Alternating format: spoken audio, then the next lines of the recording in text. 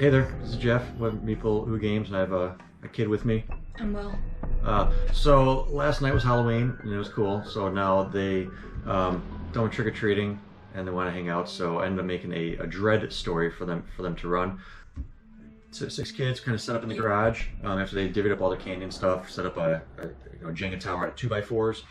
Then as you're asking them to go through the role-playing game and the story, when you want them to do some sort of rolling dice, they get to pull a piece, and then the part they like about it is when there's too many pieces that have already been pulled, but they have to pull one more.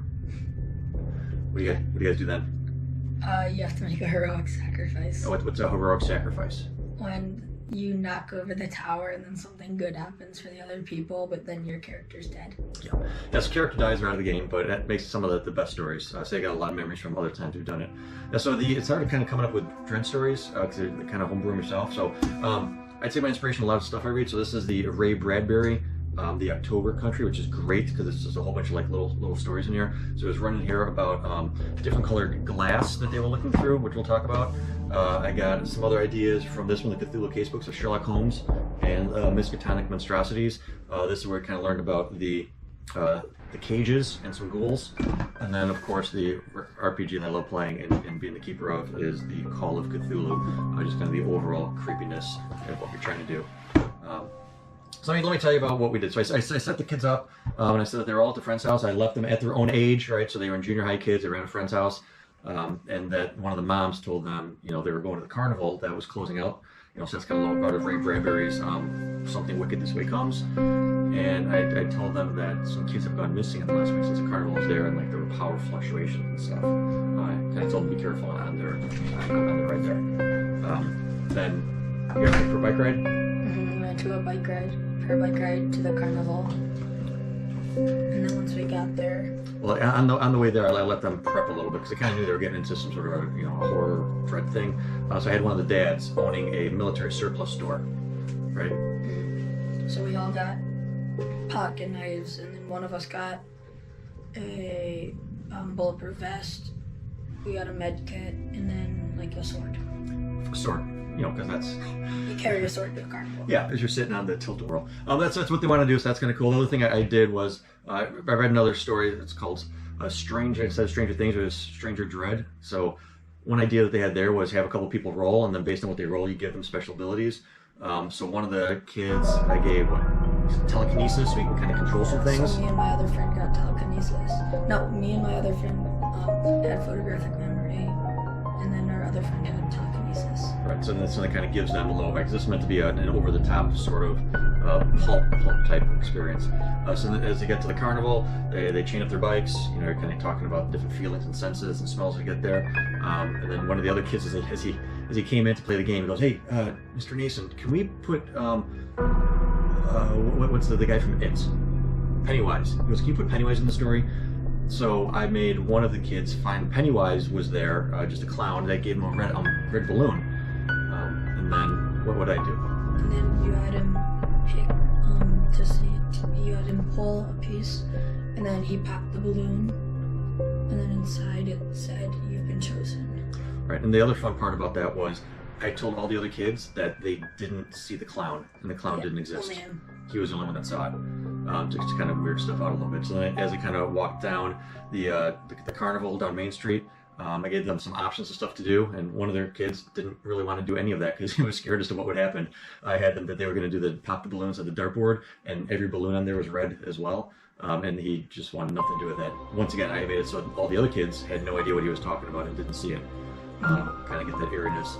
Then there was another guy that offered them a free ride on the tilt-a-whirl. And then me and 3 of my other friends actually went onto it, and then we saw clowns as we were spinning around.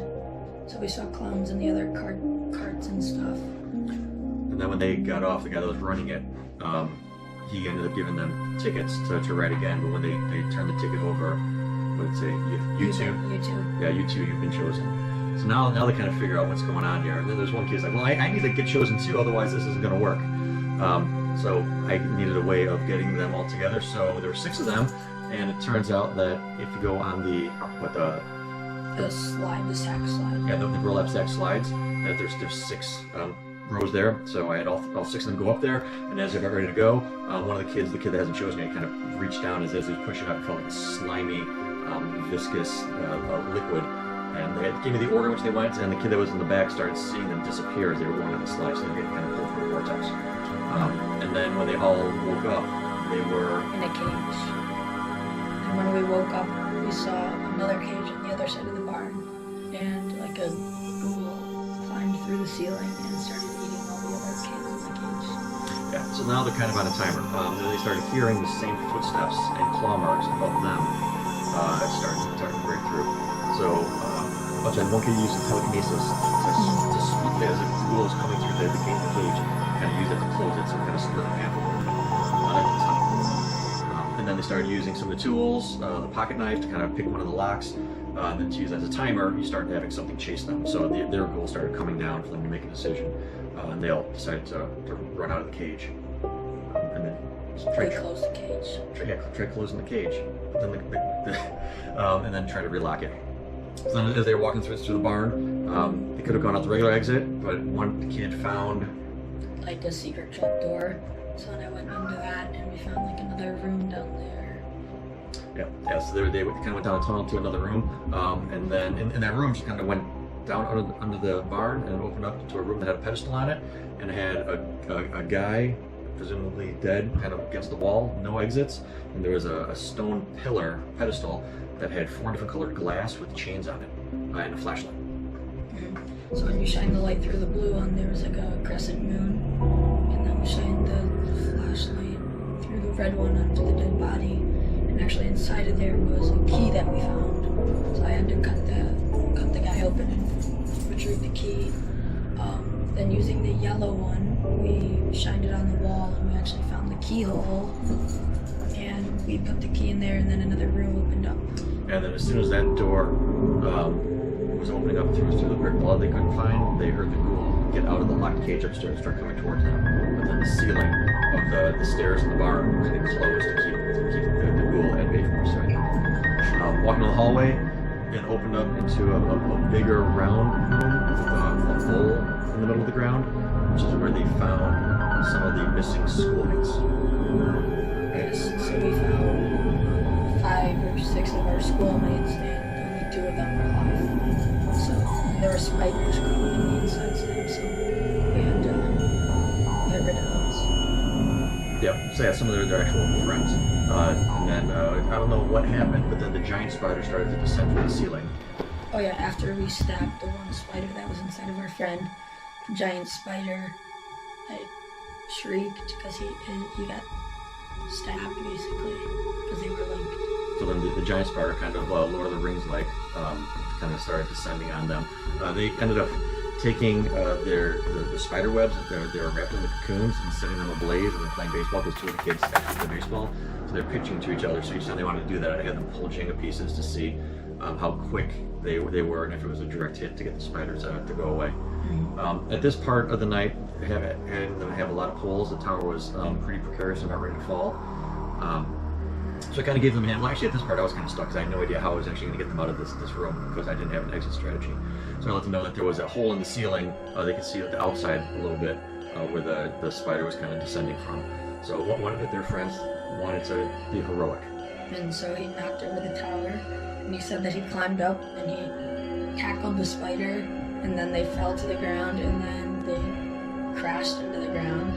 And as he was falling down, he said, "I see the exit," but the exit got cut off because he splashed into the ground.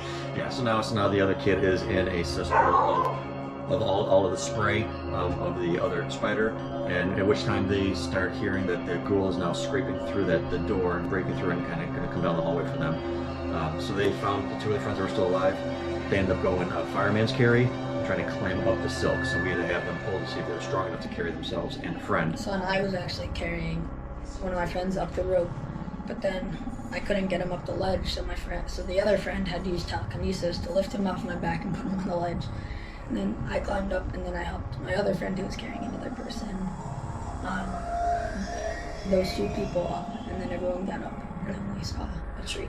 Yeah. So then they get out, and it was there was like a bunch of like blue floating dust all in the air, and then as they were looking around, they started seeing pairs of lights kind of circling around them. But it wasn't lights; it was reflections of some sort of monster's eyes starting to close in on them. One of the kids did an observation check, and he saw that in the dust that's been settled, he saw footprints leading to a giant tree that had like a void in the bottom of it. So they kind of followed that path.